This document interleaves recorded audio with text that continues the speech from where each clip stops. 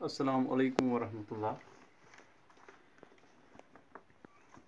हम एक्सरसाइज 3.5 के question number 2 पे आ चुके हैं और आज तक अगर हम थोड़ा सा नज़र डालें कि आज तक हमने क्या सीखा, तो we have learned 4 methods till date.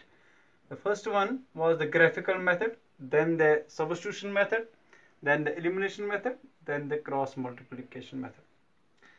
So we can solve a pair of linear equations using any of the algebraic method now. So there won't be any type of restriction in this exercise.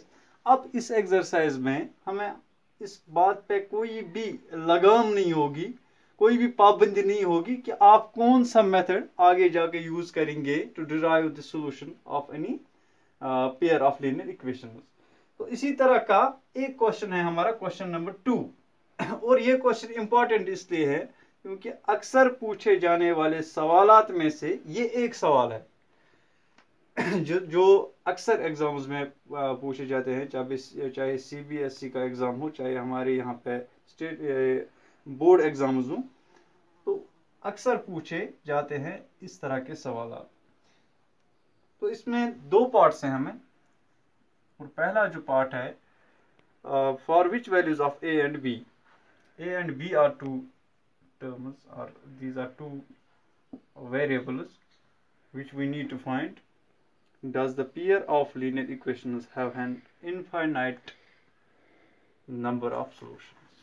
हमें वहीं से एक clue दिया गया है कि नीचे जो पेयर ऑफ लीनियर इक्वेशंस हमें मिलेगा उसमें इनफाइनाइट नंबर ऑफ सॉल्यूशंस होंगे। तो what does that mean? Means कि अगर आप ग्राफ भी उसका, तो वो ग्राफ कोइंसिडेंट आएगा और रेशो जो उनका होगा A1 by A2, that will be equal to B1 by B2 and that will be equal to C1 by C2। तो ये हमें as per the given information वहीं से दिया गया है।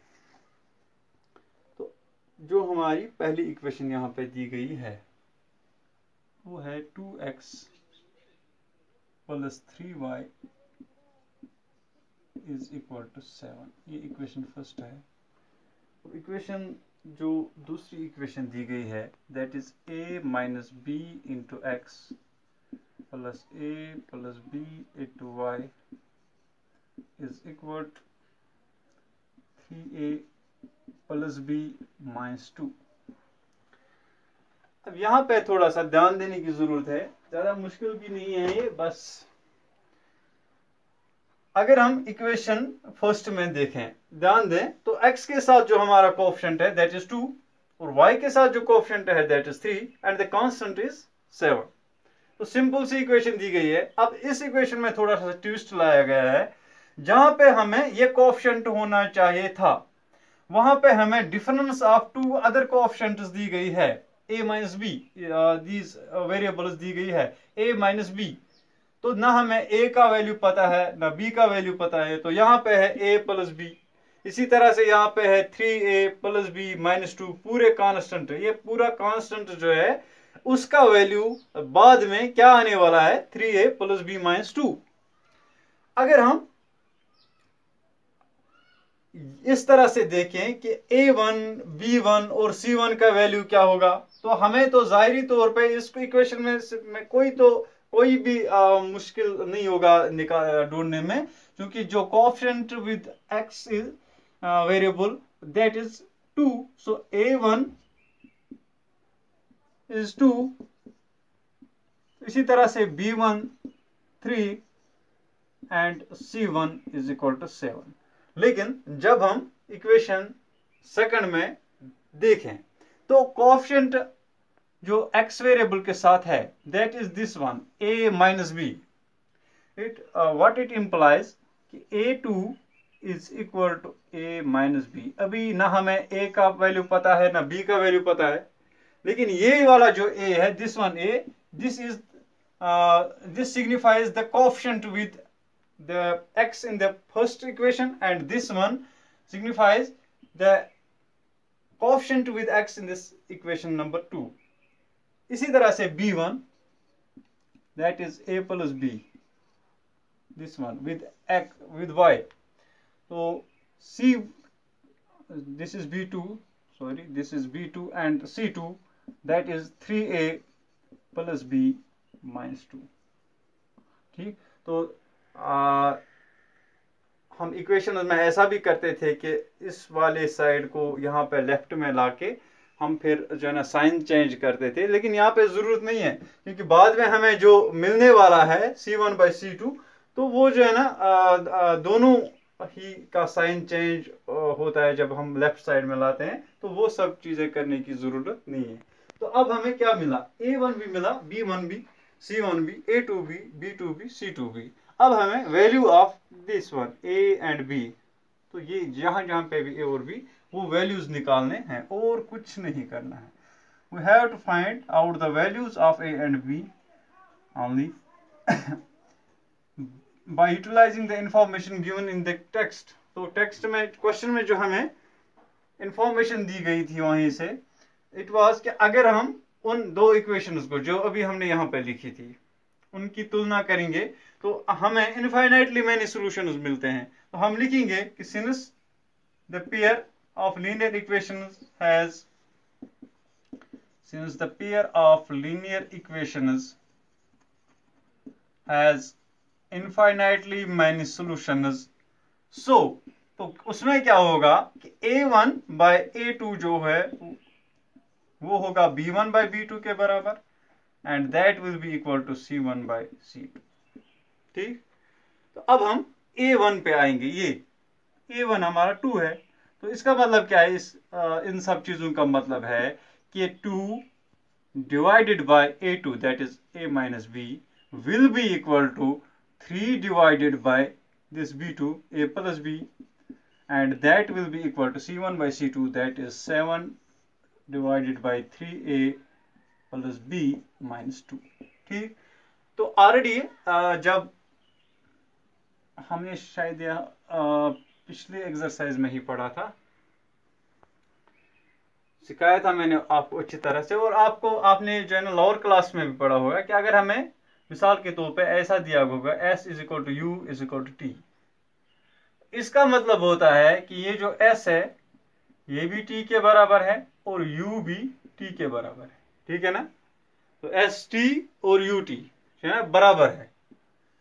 ST और UT कभी बराबर नहीं हो सकते वैसे, लेकिन इसमें जो है ना ये बराबर है, ये स्टेट और यूटी। ठीक है ना, तो अब अगर इस पे आ जाए, देखिए यहां पे 2 divide by A minus B, तो इसका वैल्यू क्या आएगा, ये भी 7/3A प्लस B माइनस 2 के बराबर, और दूसरा जो है हमारा 3A and also 3 divided by A plus B, इसका वैल्यू भी है 7/3A plus B minus 2, means S is equal to U is equal to T, तो S is equal to T and also U is equal to T। तो थोड़ा सा अब हम cross multiplication apply करके फर्दर सॉल्व करते हैं, equation को थोड़ा और सिंपलीफाई करेंगे। ठीक है ना, 2 3 are 6 और A भी साथ में है यहाँ पे, plus 2 into B that is 2B, 2 into minus 2 that is minus 4। ठीक, इसका वैल्यू किसके बराबर आएगा, यहाँ पे क्रॉस मल्टीप्लिकेशन में 7 into A 7A, 7 into B minus 7B। ठीक,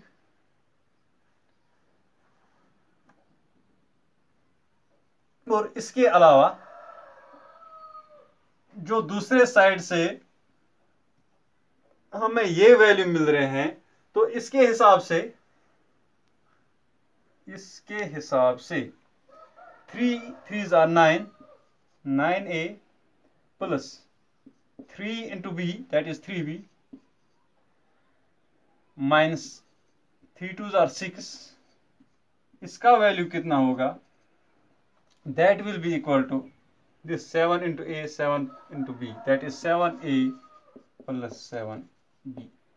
ठीक, तो इस यहाँ पे अगर हम ये भी हमारी एक इक्वेशन बन रही है, तो वेरिएबल्स को एक साइड में ले जाके, यहाँ पे भी वेरिएबल्स को एक साइड में लेके, कांस्टेंट को एक साइड में लेके, हम बाद में इन दो इक्वेशंस के सॉल्यूशंस भी जो है ना, का सॉल्यूशन भी ढूंढ सकते हैं।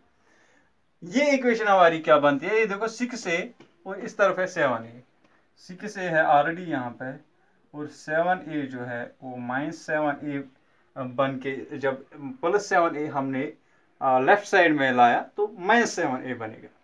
उसके बाद है +2b शेम पतन, और उसके बाद ये -7b इस तरफ लाके +7b बन जाएगा। ठीक है, और इसका जो पूरा वैल्यू है that will be equal to, ये -4 दूसरी ओर जाके +4 बन जाए। ठीक, इतना तो सिंपल है। अब 6a में से 7a निकालेंगे तो -a रह जाएगा, प्लस 7 और 2 9b इज इक्वल टू 4। तो ये भी हमारी एक इक्वेशन बन गई। इसको मैं इक्वेशन थर्ड सिंबलाइज करता हूं, या इसको मैं इक्वेशन थर्ड मान के चलता हूं। इसी तरह से यहाँ पे 9a ऑलरेडी है यहाँ पे, तो ये +7a जब हम इस तरफ लाएंगे तो -7a, +3b ऑलरेडी इस तरफ है, और +7b को इस तरफ लाके -7b लिखेंगे, and that will be equal to 6। This -6 on the other hand side will be +6। तो 7a में से 2a, 9 में से 7 निकालेंगे तो 2a, ठीक है ना, 2a। 7 में से 3 निकालेंगे तो 4, लेकिन जो है ना साइन जो है वो बड़े का ही रहेगा यहाँ पे, मतलब 7b, that is equal to 6। 2a - 4b is equal to 6। तो ये हमारी इक्वेशन नंबर 4 यहाँ पे तैयार होगी। अब इन इक्वेशंस की तुलना करेंगे थोड़ी सी, इक्वेशन थर्ड और फोर्थ की। यहाँ पे हम कोई भी अलजेब्रिक मेथड चूंकि यूज कर सकते हैं। Now we have come to that point. अगर हम यहाँ पे सबसे आसान मेरे हिसाब से एलिमिनेशन मेथड हो जाएगा, क्योंकि यहाँ पे -a जो है ना, इसको हम -2a बना सकते हैं। डायरेक्टली हम 2 से इस इक्वेशन को थॉरोली जो है ना मल्टीप्लाई करेंगे। तो आप लिखना वहां पे कि multiplying equation third by 2, what we will get the new form of equation number third, and that will be -2a plus 18b is equal to 8। ठीक है ना, ये हमारी इक्वेशन नंबर थर्ड की नई फॉर्म बनेगी। आप इसको इक्वेशन नंबर 5 भी लिख सकते हैं, कोई बंदिश नहीं है यहाँ पे। ये 2 into a -2 और 2 into 9 18 and 2 into 4 that is 8। ठीक है, थॉरोली मैंने 2 से मल्टीप्लाई किया। अब देखिए यहाँ पे कोएफिशिएंट्स तो बराबर आ गए, ये वेरिएबल्स जो है ना, एक वेरिएबल a के कोएफिशिएंट्स तो बराबर आ गए, लेकिन उल्टी दिशा में जा रहे हैं। ये देखो यहाँ पे जो ये +2 है और ये -2 है, तो अपोजिट साइंस है। तो हम फिर क्या करते हैं, वी एड दीज इक्वेशन। तो अगर हम एडिंग इक्वेशन 4 एंड थर्ड, मतलब ये यहाँ पे लिखें तो 2a यहाँ पे भी है, 2a यहाँ पे भी है, 2a इस यहाँ पे भी, 2a यहाँ पे भी, तो खत्म, क्योंकि ये माइनस है और ये प्लस है। और 18 में से हमें 4 निकालने हैं, that will be 14b। 14b is equal to 6 + 8 that is 14। तो b का वैल्यू हमें यहाँ पे मिल गया। देखिए b इज इक्वल टू ये 14 डिवाइडेड बाय 14 दैट इज 1। अब b का वैल्यू मिल गया, तो इसी को किसी भी इक्वेशन में सब्स्टिट्यूट करके हम a का वैल्यू ढूंढ सकते हैं। अगर आप यहाँ पे ध्यान दें, हमें जो इक्वेशन दी गई है -a, मैं लिखूंगा यहाँ पे कि substitute value of b in equation third, we get what we will get -a + 9 × 1, b के बदले 1 is equal to 4। Minus A का वैल्यू क्या बन जाएगा, ये 4 इस तरफ, 9 1 are 9 और प्लस साइन है, दूसरी तरफ जाके माइनस साइन बनेगा, तो माइनस ए का वैल्यू जो है ना 9 में से 4 -5, ठीक है ना।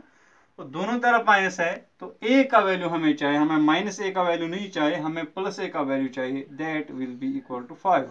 सो now we got the value of both the two variables that we required to find out, and the first one is a, that is equal to 5 and b is equal to 1.